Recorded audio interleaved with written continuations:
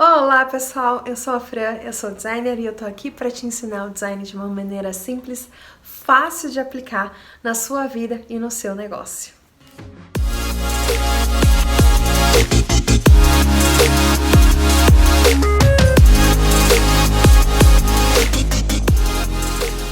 No vídeo de hoje eu vou explicar para vocês os 5 passos para vocês entenderem o que faz parte da identidade visual e como que a gente consegue fazer esse processo até chegar lá no produto final. Muito provavelmente vocês já ouviram falar sobre identidade visual, seja porque eu falei aqui no canal nos outros vídeos, seja porque algum amigo de vocês fez uma identidade visual, trabalhou com uma identidade visual, mas existem alguns passos que a gente precisa passar para chegar lá na parte linda, maravilhosa que todo mundo vê. Primeiro ponto, primeiro passo que a gente precisa pensar é o briefing. O que é briefing? De maneira bem simples, é um levantamento de dados. Como o briefing é uma palavra muito específica para essa área, né, de design, de criação, geralmente quando eu chego nos clientes ou quando eu estou fazendo a parte do briefing com os clientes, eu chamo de formulário de criação. Ou seja, são muitas e muitas perguntas que a gente faz para a gente entender o que é aquele negócio, qual que é a história, quais são os objetivos daquela empresa como empresa e o objetivo para estar desenvolvendo uma identidade visual, quem são os concorrentes. Eu gosto de fazer muitas perguntas específicas, o que, como, quando, porquê, para que eu possa entender a fundo o que é aquela empresa, aonde ela está querendo chegar. É nessa hora que a gente entende quem é a persona do cliente, qual é a mensagem que ele está querendo passar, que está querendo comunicar para os seus consumidores. Então, o briefing é o primeiro e um dos mais importantes passos para uma identidade visual específica, objetiva e com propriedade. E aí, a partir do briefing, a gente entra para o segundo ponto, que é o brainstorming. Também outra palavra que nem sempre todo mundo vai entender. Então, para poder explicar, para deixar mais fácil, o brainstorming é simplesmente uma tempestade de ideias. É nessa hora que é muito importante o designer estar com outras pessoas, estar com o cliente, estar com um terceiro, para poder realmente ter aquela enxurrada de ideias, não deixar nada para fora, realmente não ter filtro. O que vier de ideia tá valendo, porque nesse momento qualquer conexão que a gente fizer pode ser uma conexão positiva, pode dar um insight pra gente que vai fazer a diferença no projeto lá na frente. É nessa hora que é importante a gente começar a desenvolver as palavras-chave, é nessa hora que a gente começa a pesquisar bastante referência para aquele projeto que a gente está desenvolvendo. Gosto de usar o Pinterest, o Behance, Dribbble e outros sites para ter inspiração, para buscar referência, porque às vezes você vê uma coisa que faz muito sentido para aquela empresa e aí você vai adaptando, vai vendo o que funciona e o que não funciona. Então, essa parte do brainstorming é pesquisa em cima de pesquisa, ideia em cima de ideia, porque nada dá para ser descartado. Antes da gente passar para a terceira fase, no terceiro passo, é importante a gente começar a lapidar o que vai ir para a próxima fase. Na parte do brainstorming, tá valendo tudo. Só que eu não vou usar tudo para poder desenvolver a minha identidade visual. Então a gente começa a lapidar e aí a gente cria um mood board, que é aquele quadro de visualização que representa aquela empresa, que vai representar o projeto que a gente está desenvolvendo. Então a gente começa a pensar um pouquinho nas palavras, em textura, em lugares que fazem sentido, pessoas que podem representar aquela empresa, tons das cores, produtos, várias partes que representam o design num quadro de visualização que representa aquela empresa. Então, a gente vai lapidando, esse processo mesmo, a gente vai lapidando toda aquela nuvem e chuva de ideias que a gente teve com o brainstorming, a gente vai vendo o que funciona e o que não funciona para chegar num mood board que faz parte do terceiro ponto, que é a definição de estilo. Aqui na definição de estilo, a gente pensa exatamente em várias partes que vão ser aplicadas visualmente falando. Então a gente está pensando na tipografia, a gente está pensando nas cores, nos ícones, no estilo fotográfico. São vários pontos que vão levar a definir qual é a linguagem que eu vou estar utilizando para estar desenvolvendo o projeto. Uma coisa muito importante para a gente ressaltar aqui é: a gente primeiro precisa aprender as regras para poder quebrar as regras. É algo que vocês vão ouvir eu falar bastante aqui. Não quer dizer que se eu tenho um serviço A, eu vendo um produto B, ofereço algo C, que eu posso ou não posso fazer tal coisa. Vou dar um exemplo para vocês, um exemplo prático. Suponhamos que eu tenho uma marca de lingerie. Obviamente que as cores rosa, vermelho, branco representam realmente o feminino, a paixão, o amor, o conforto. Claro que sim. Quer dizer que eu não posso usar outras cores além destas. Eu posso usar um verde, eu posso usar um laranja, mas o importante aqui é a gente pensar qual vai ser o tom daquele verde. Qual vai ser o tom daquele laranja. É claro, se eu quero representar o feminino de uma maneira mais ousada, de uma maneira mais animada, aí tudo bem, não tem problema. E aí é isso que é importante vocês prestarem atenção. Qual que é a minha voz? O que eu tô querendo com a minha marca? Será que eu quero representar o feminino de uma maneira mais calma, mais suave, ou eu quero algo mais ousado, cheio de cor e de glitter? É claro que você pode usar um ou usar o outro. Então, eu gosto de dizer que os tons variam muito da linguagem que você vai estar querendo transmitir. Então, não é que seja proibido uma cor A, uma cor B para determinado serviço. Claro que você pode usar, mas você tem que prestar atenção qual vai ser o tom daquilo. Vou dar um outro exemplo para vocês.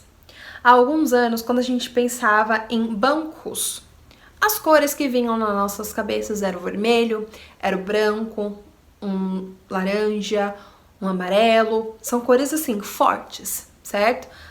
Mas era basicamente isso que tinha. Podia mudar o nome do banco, mas eram essas as cores. E aí veio o Nubank, com um roxo maravilhoso. E por que funciona? Por que para ele funciona e para outros bancos não funcionaria o roxo? É por causa da cor? Não, é por causa da mensagem que você está passando, é por causa do seu público. O público que usa o Nubank não é o mesmo público que vai usar o banco A, o banco B ou o banco C. É importante ressaltar que algumas coisas a gente tem que prestar atenção sim. O ramo alimentício, por exemplo, geralmente a gente não vai usar o tom de azul porque não faz parte do natural. Então, em relação à alimentação, a gente sempre vai usar um vermelho, um amarelo, marrom, verde, que são cores que a gente encontra também na natureza. Então, isso que é importante ressaltar. Mas é claro que dependendo da voz que você vai trazer para a sua empresa, tá tudo certo. Então, sempre se lembre disso. A cor influencia na voz, na mensagem que você estiver passando no seu projeto para o seu cliente. A gente já conseguiu definir o estilo, a gente já sabe qual vai ser a tipografia, a gente já sabe qual vai ser as cores, a gente já sabe qual é o estilo fotográfico, qual é a imagem que eu quero passar com a minha empresa. E aí a gente passa para o quarto passo, que é o pré-desenvolvimento. Por que eu digo que é o pré-desenvolvimento? Porque agora é a hora de você pegar um papel, um sketchbook, lápis, borracha, caneta, canetinha, o que você tiver aí para você poder desenhar e treinar muito. No papel cabe tudo. O que você quiser colocar nele, ele vai estar aceitando. Então aqui é a parte de possibilidades. Será que isso funciona? Será que não? Eu vou colocar só o nome, vou criar um símbolo. Se eu criar um símbolo, que tipo de símbolo vai ser? Eu quero que tenha a representação de um animal, mas como que vai ser o traço? Então assim, tudo que você viu nos 3 primeiros passos, entra aqui agora de uma forma mais física, mais visual, porque você vai estar aplicando a parte do briefing, o brainstorming, o estilo agora. Eu gosto de dizer também, é muito importante a gente pensar que sempre os primeiros esboços não é o resultado final. A nossa mente sempre se lembra, mesmo que inconscientemente, de algo que a gente já viu. Se você olha para aquele logotipo que você fez e você fala, nossa, que logotipo maravilhoso, é isso aqui. Diria que, sei lá, 90% dos casos você já viu aquilo em algum lugar. Seja um tracinho aqui, seja uma perninha ali, alguma coisa ali você já viu. E aí, quando você acaba fazendo esse tipo de coisa, fica difícil você se sobressair no meio da multidão. Então, por isso que essa parte é muito importante. É treino, é treino, é treino. Rasga, joga fora, apaga, deixa lá, dá um tempo. Deixa a ideia amadurecer. E quando você começa a desenvolver essa parte, você precisa já começar a pensar nos argumentos. Por que vai ser esse estilo? Por que isso aqui é importante? Se eu tirar isso aqui e deixar menos, será que vai passar a mesma mensagem que eu tô querendo? Se eu colocar isso aqui, se eu colocar isso ali, você tem que ter um porquê para todos os elementos que você estiver utilizando. Porque o seu cliente vai perguntar, porque o cliente do seu cliente vai perguntar, porque cada um tem uma opinião, mas nem sempre aquilo que ele quer cabe ali, faz sentido ali. Então é importante aqui estar desenvolvendo os argumentos, para que se qualquer pessoa perguntar, mas por que isso? Você já tem na ponta da língua. E o quinto passo é o digital. É a hora que você entra sim nos softwares. É a hora que você abre um arquivo no computador e começa a passar aquilo que você fez no papel e passar para o digital. Tem gente que gosta de ir direto para o digital, não tem problema, cada um tem um estilo, cada um tem uma metodologia e tá tudo bem. De qualquer maneira, você precisa treinar, de qualquer maneira você precisa treinar as possibilidades. E aí então você começa a lapidar tudo isso, tirar esses esboços de ser esboço e passar para ser algo mais real. Então, é muito importante a gente saber que nesse momento a gente tem que abrir o programa certo para fazer as coisas certas. Por exemplo, eu não vou editar uma foto dentro do Illustrator, não vou trabalhar com um vetor dentro do Photoshop e assim por diante, né? Tem outros e outros exemplos. Então, cada programa tem a sua especificidade, cada programa é específico para alguma coisa. A gente tem que saber aonde a gente vai estar trabalhando, que tipo de arquivo a gente vai estar criando, qual é o tamanho daquele arquivo, qual é a cor que a gente vai utilizar, se a gente vai usar RGB, se a gente vai usar CMYK, se a gente precisa dos dois, enfim. Quando a gente falar sobre cor, eu vou explicar isso mais a fundo para vocês. E aí, dependendo do projeto, a gente tem o sexto passo, que é o físico, que é a embalagem, que é a sacola, que é o uniforme, que é a papelaria corporativa, enfim, depende de cada projeto, eles têm uma necessidade específica, né? Então, além do digital, se você que está criando precisa de algo físico, a gente vai começar a pensar nos mockups, em protótipo, em testes de impressão. Tem uma designer, eu não sei se vocês conhecem, mas a Suzana Fujita, ela trabalha com papelaria, a especialidade dela é em relação à papelaria de casamento. Recentemente ela começou com papelaria corporativa, sempre com a mesma mensagem. Mas a ideia que ela até mostra no Instagram dela, que ela mostra nos bastidores pra gente, é em relação a essa parte de impressão que eu tô falando. Eles sempre mostram a tela do computador, né? Aquele arquivo que o cliente aprovou. E vários testes de impressão. Impressoras diferentes, níveis de cor diferentes, papéis diferentes. E qual daquelas opções que está mais próxima àquilo que está no digital, àquilo que foi mostrado por cliente?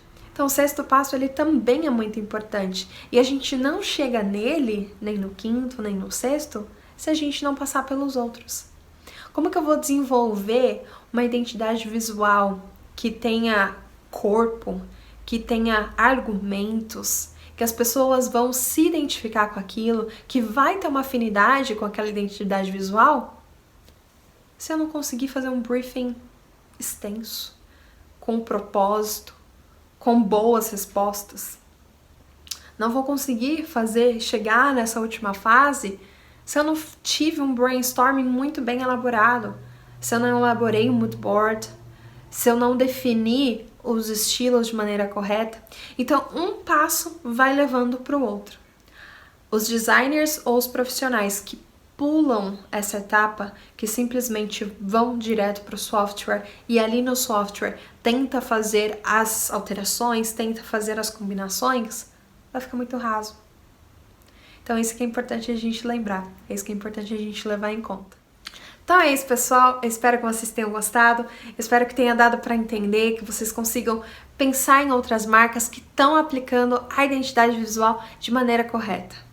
Uma identidade com propósito, com uma mensagem real, que faça conexões com seus clientes. Porque lembra quando eu falei sobre branding? A identidade visual é apenas uma parte do branding. E se ela não está sendo trabalhada, como que meu branding vai conseguir ser aplicado de maneira correta também? Então vocês estão começando a perceber que uma coisa liga a outra.